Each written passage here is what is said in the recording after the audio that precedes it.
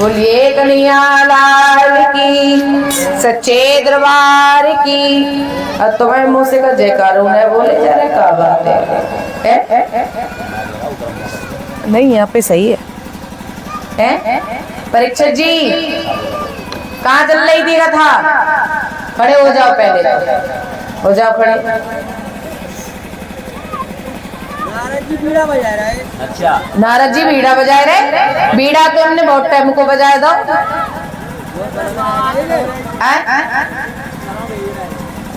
अबे पीछे ही हो तो बहुत सुंदर। आगे बढ़ने का काम है तुम हो, ठीक है? हाँ, और यज्ञपति जी सामने आ जाओ, पहले तो आ जाओ सामने। इधर आओ मैदान में, जल्दी आओ जल्दी। लली ले लाओ, खिलाओ, बाद में ले लियो। सामने आ जाओ सामने। अब तो मैं क्लास ले ले सबकी, बहुत दिन हो गए। आ जाओ। जब तक कलाका चल रही थी तुम्हें नहीं मालूम? अरे प्रभु हे गो कल्याण तुम हो तो हे गो। अब जाते बहुत जल्दी कह देते कि शास्त्री जी कथा समझ में ना आ रही, वो उतने समझ में काऊ को ना आ रही है। अब भैया हम सांड के ऊपर हिल गए। अब मई का कमी है बता। हे प्रभु, मैया कथा कहाँ चल रही थी काऊ मालूम है? अरे प्रभु हे मिट्टियों की मूर्तियों, अजय नक्कटा एक ना बता पाते जे कोई ना बता पे। बताओ कहाँ चल रही थी? कहाँ चल रही थी?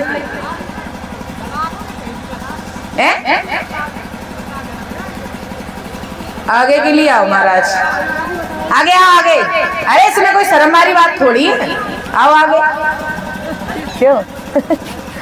इसमें शर्म वाली बात नहीं है, बताओ। हाँ बताओ कहाँ चल रही थी? जेना बता रहे, जा कह रहे बीड़ा बजा रहे वे तो रोज यहाँ रह रहा है, मुझे कहाँ सुनता है? जाता पूछो मैं पीछे बात कर मैं तो सही बताऊंगा मैं तो बाबा ता बताऊंगा ये लावारी और पीछे भी बताऊं कल इंटू का पूछे अब बे बेचारे लली ललन में ज्यादा रात है कोई बात है कोई बात ना है। परीक्षक जी मन लगा करके सुना करो, देखो गलत बात है आपकी, है ना। अब आप ही ना बताओ तो ये सब क्या बताएंगे।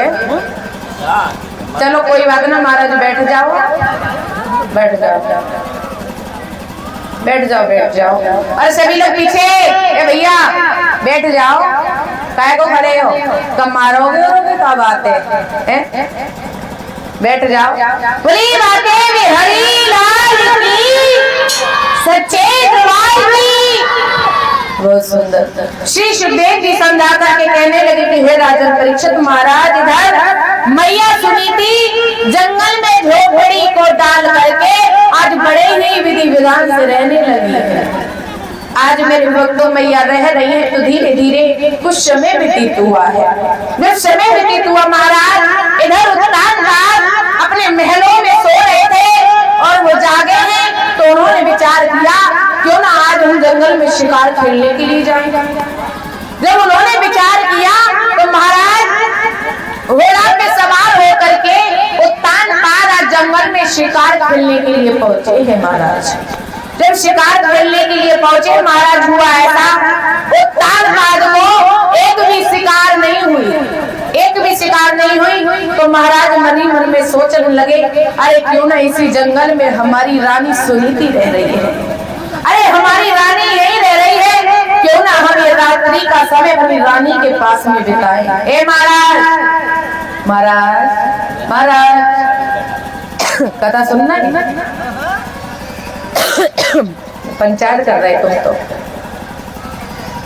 वादम कर लियो, ठीक है, कितनी करिए हम कुछ ना कहेंगे। अबे लेकिन यहाँ पे बैठे तो कथा सुनो, ठीक है। हाँ आज मेरे भक्तों महाराज उत्तान पाद ने मन में सोचा, अरे हमारी रानी इसी जंगल में रह रही है, क्यों ना हमें काफी समय हो गया अपनी रानी के पास में हम समय बिताएं रात्रि में। हाँ तो महाराज श्री सुखदेव जी वर्णन कर रहे हैं उत्तान पाद ने क्या किया, उसी रात्रि में मैया सुनीति के झोपड़ी में, मैया सुनीति के साथ में उसी झोपड़ी में आज महाराज ने विश्राम किया है। तो महाराज कवि कह रहा है मैया सुनीति के उसी रात्रि से गर्भ ठहरा था। हाँ उसी रात्रि से मैया सुनीति का गर्भ ठहरा था। तो महाराज हुआ ऐसा, इधर महाराज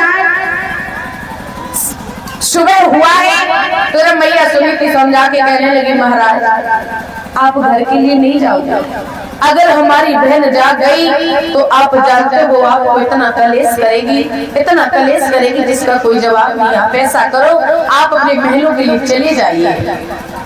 हाँ चले जाइए।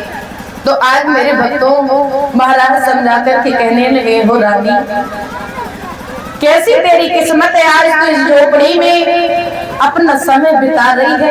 अरे जो की रोटी खा खा करके अपना समय चला रही है रानी, धन्य है, धन्य है तो आज जो अपना इस तरीका से समय बिता रही है। तो आज मेरे भगवत श्रोताओं इधर महाराज ने क्या किया है, जवाब दिया, रानी आप चिंता ना करो, अगर आपको किसी भी चीज की जरूरत है आप अपने महाराज से कहिए। जवाब दिया, नहीं महाराज हम आपसे नहीं कहेंगे। तो आज मेरे भक्तों भैया सुनीति समझा के कहने लगी, सुनो महाराज अब आप महलों के लिए चले जाइए।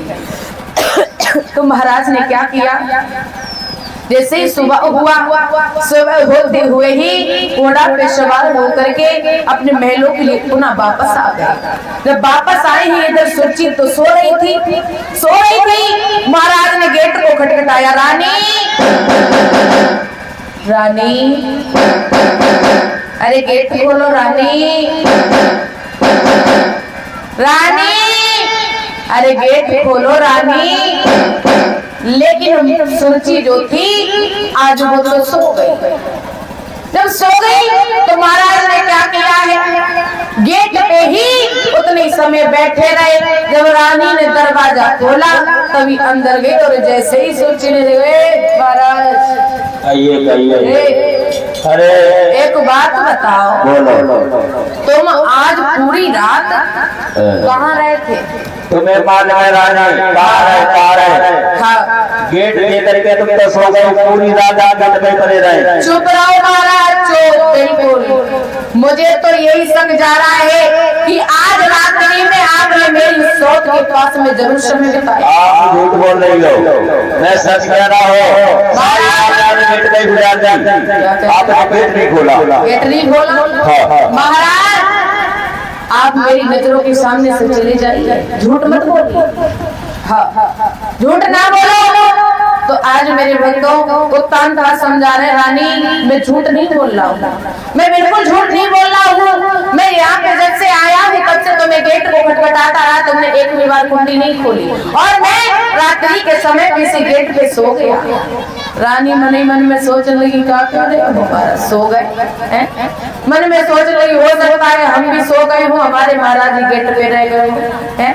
लेकिन महाराज ने कहा ठीक है महाराज सो गई होंगी, मैं मान रही हूँ। अब एक काम कीजिए महाराज, अंदर की नहीं चलिए।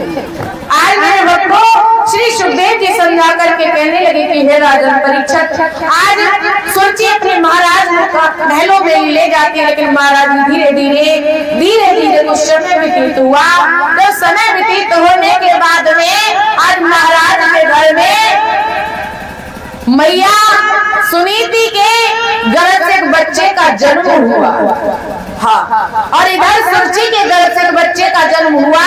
जन्म होने के बाद में महाराज इधर उत्तान वालों को पता चला कि अरे आज हमारे महलों में हमारे घर में संतान ने जन्म लिया है। तो महाराज ने जवाब दिया, मंत्रियों एक काम कीजिए, तुम्हें नहीं मालूम है हमारे घर में एक संतान ने जन्म लिया है, ऐसा कीजिए गली गली में जाओ, मोहल्ले में जाओ, मिठाइयाँ बंटवा दीजिए और जवाब दे देना कि आज हमारे महाराज के घर में संतान ने जन्म लिया है। ठीक है महाराज।